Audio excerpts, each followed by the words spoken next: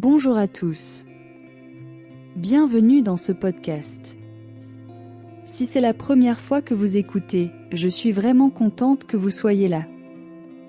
Ce podcast est fait pour ceux qui apprennent le français, pas seulement pour étudier, mais pour profiter du chemin. Aujourd'hui, on parle d'un sujet que beaucoup d'entre nous connaissent bien, la discipline personnelle. Plus précisément, comment la développer, même quand on a l'impression d'être paresseux. Je vais commencer par une chose importante. Être paresseux ne veut pas dire que vous ne voulez pas progresser.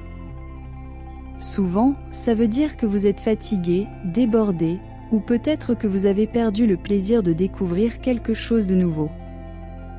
Apprendre une langue comme le français demande de la constance, mais aussi de la bienveillance envers soi-même. Et c'est exactement ce qu'on va voir ensemble aujourd'hui.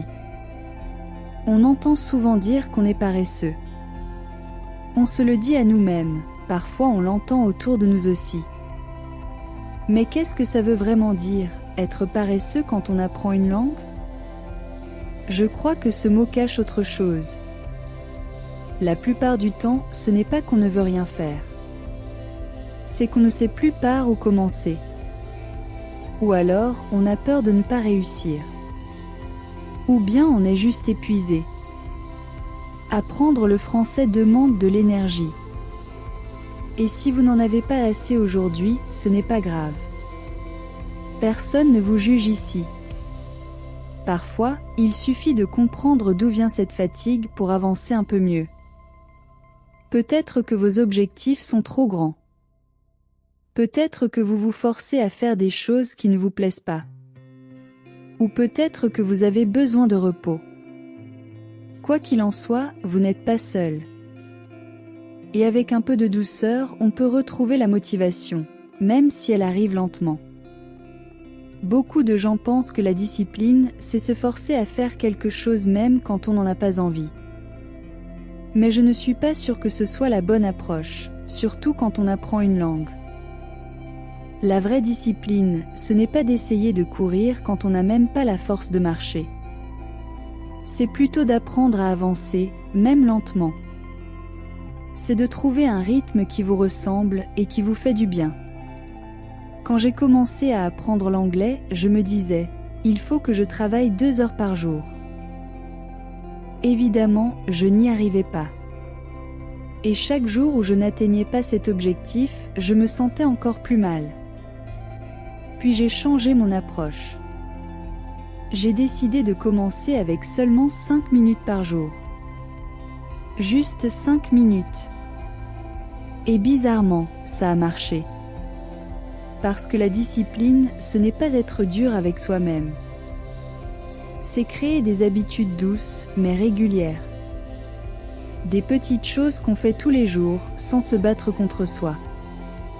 Alors si vous avez du mal à rester motivé en ce moment, souvenez-vous, vous n'êtes pas paresseux. Vous avez peut-être juste besoin d'une approche plus tendre. Alors, comment faire pour avancer sans se forcer?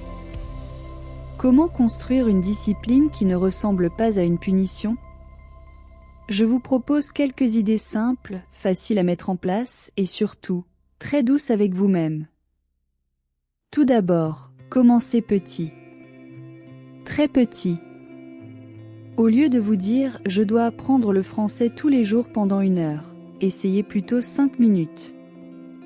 5 minutes par jour. C'est tout.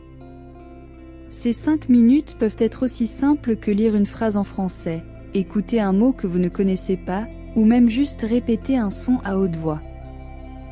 L'important, c'est de rester en contact avec la langue, sans pression. Deuxièmement, faites le plaisir. Apprendre une langue, ce n'est pas juste apprendre des règles de grammaire.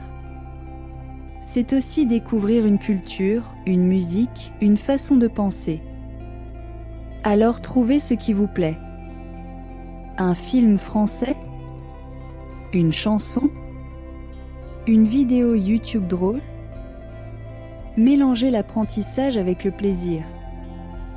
Troisièmement, accrochez votre pratique à une habitude existante. Par exemple, après votre café du matin, écoutez un épisode de podcast en français. Ou avant de dormir, lisez une page dans un livre simple. Comme ça, vous n'avez pas à penser à trouver du temps, le temps est déjà là. Et enfin, soyez indulgent quand vous ratez un jour. Ce n'est pas grave. Personne ne regarde. Vous pouvez recommencer demain. Ou après-demain. Sans jugement. Parce que finalement, ce n'est pas la perfection qui compte. C'est la continuité. Même douce. Même irrégulière. Même fragile. Je voudrais vous raconter une histoire.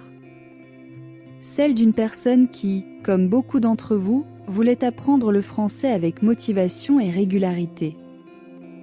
Elle s'était fixé un objectif, étudier tous les jours pendant 1 heure.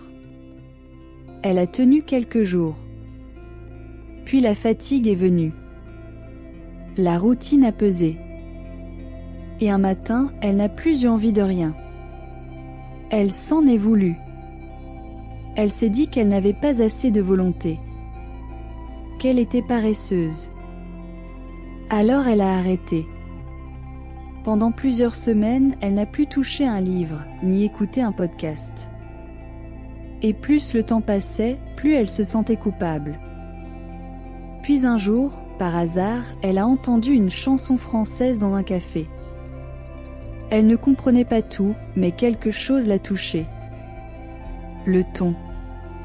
L'émotion. Et elle a eu envie de réécouter cette chanson chez elle. De regarder les paroles. De comprendre un mot ou deux. Ce n'était pas grand-chose. Juste une chanson.